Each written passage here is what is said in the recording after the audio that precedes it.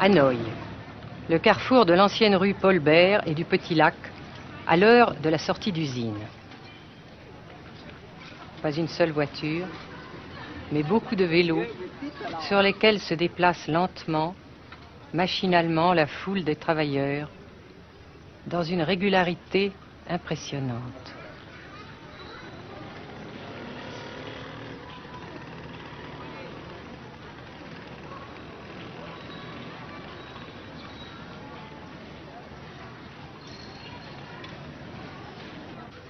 La sensation que ce pays est anormal ne nous a pas quittés au Nord-Vietnam.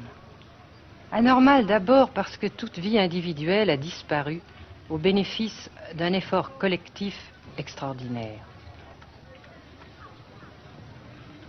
Dirigé d'une main de fer à l'intérieur d'un dispositif de sécurité draconien.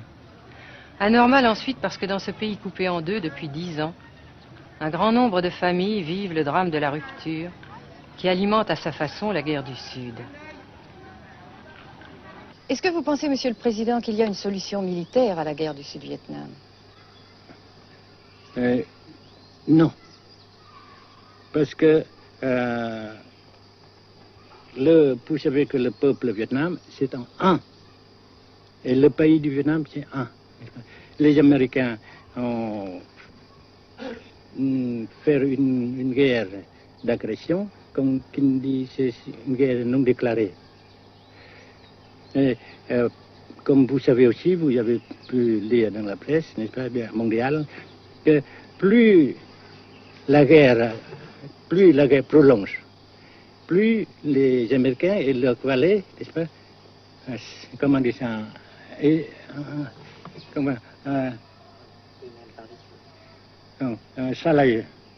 s'enliser, et plus ils supportent des échecs, comme vous savez récemment, n'est-ce pas? Par conséquent, la guerre ne peut pas durer éternellement. Et je suis très heureux que les politiciens haut placés français ont reconnu cela. Vous pensez que le général de Gaulle pourrait en quelque sorte, à un certain moment, arbitrer le conflit? Arbitrer, qu'est-ce que vous comprenez par le mot arbitraire? Nous ne sommes pas des équipes de football. Mais au-delà des accords de Genève, si je ne me trompe, une idée du général de Gaulle est la neutralisation de tout le sud-est asiatique. Est-ce que c'est une idée qui vous semble intéressante? Comme j'ai déjà dit quelquefois, c'est une idée intéressante. Mais ça dépend encore une fois de la volonté de ces peuples et la manière comment on procède à réaliser. C'est une grande question, n'est-ce pas? Et je ne peux pas dire que je suis d'accord. Et je ne dis pas que je ne suis pas d'accord, n'est-ce pas? Mais parce que vous dites, par exemple, vous dites fleurs. Fleurs, il y a beaucoup de sortes de fleurs. Il y a des roses, il y a des blanches, des rouges, etc. Et il y a qui sont bons et d'autres qui ne sont pas bons. Mais on dit fleurs. Monsieur le Président, nous avons constaté avec chagrin qu'au cours de notre voyage au Nord-Vietnam, que l'influence française était devenue à peu près inexistante dans votre pays. Les moins de 25 ans ne comprennent plus du tout le français. Et je me demande si, à votre idée, des rapports peuvent se rétablir tels que la France continue à jouer une sorte de rôle culturel ici. Avec la France, surtout, et avec tous les autres pays. Nous voulons avoir une coopération amicale, culturelle, économique, etc. Mais je suis sûr que vous ne voulez pas avoir, n'est-ce pas, que la France ait l'influence qu'elle avait avant. C'est une autre chose. Naturellement, c'est une autre époque. Mais coopération culturelle, économique, qu'est-ce qu'il y a encore, sportive par exemple, oui. etc., n'est-ce pas, nous le désirons. Si la guerre se cristallise au sud et se poursuit encore pendant quelques années, pensez-vous que l'avenir économique du Nord-Vietnam soit viable? Je suis sûr que c'est non seulement viable, mais ça progresse.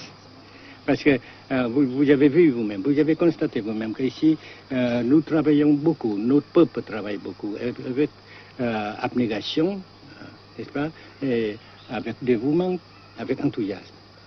Et d'un côté, nous travaillons pour, comment dirais-je, pour, principalement, n'est-ce pas, de nos propres forces, de nos propres, et aussi nous avons, n'est-ce pas, l'aide fraternelle des pays socialistes, n'est-ce pas. Alors, nous, jusqu'ici et après cela, n'est-ce pas, nous avons déjà réalisé des progrès. Pas très comme nous voulons, mais nous avons réalisé des progrès. Et dans l'avenir, nous progressons de même.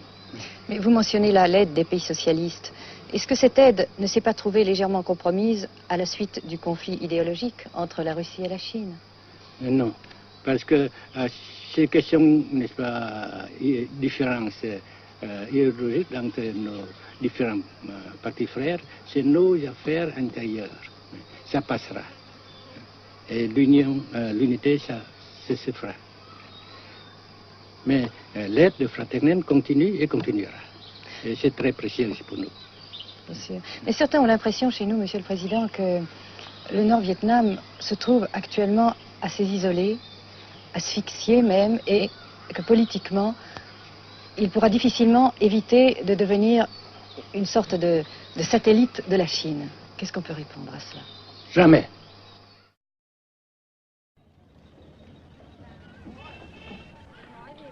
À Hanoï, la vie continue, malgré les alertes, malgré l'évacuation de plus de la moitié des habitants.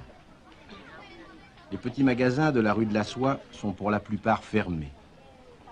Seule la trêve du Tête et ses fêtes de famille devaient redonner pour quelques jours un peu d'animation à la ville, avec la traditionnelle branche de pêcher en fleurs, symbole du nouvel an lunaire et du printemps tonkinois.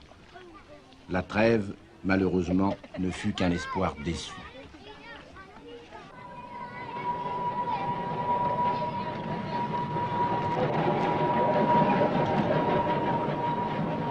Dans les rues, de grands panneaux de propagande donnent les informations de guerre, les statistiques officielles et quotidiennes des pertes américaines.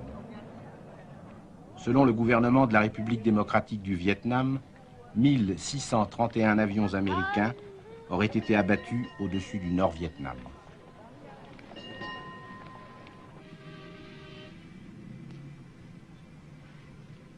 Le Grand Pont d'Oumer, construction métallique de 2 km de long à la sortie nord-est de Hanoï, assure toujours la traversée du fleuve Rouge.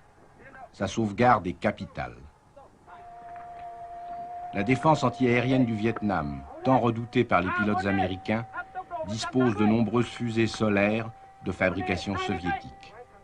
C'est la première fois que nous pouvons vous les montrer. Les rampes mobiles de lancement sont déplacées chaque nuit afin de déjouer les repérages.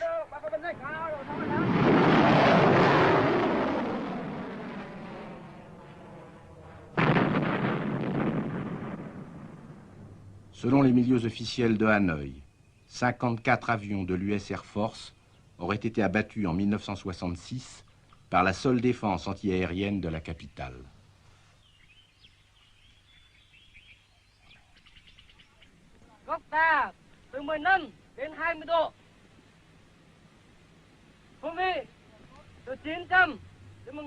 Pour la première fois également, nous avons pu voir les pilotes et les avions de chasse vietnamiens. Pour la plupart, leur formation a été assurée en URSS.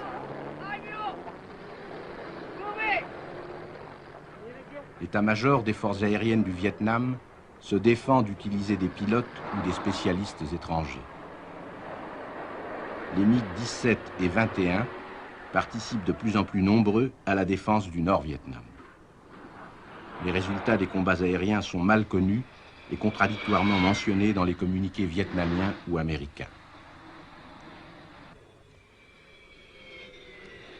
Le général Vo Nguyen Giap, ministre de la Défense, a répondu à nos questions concernant le point de la situation.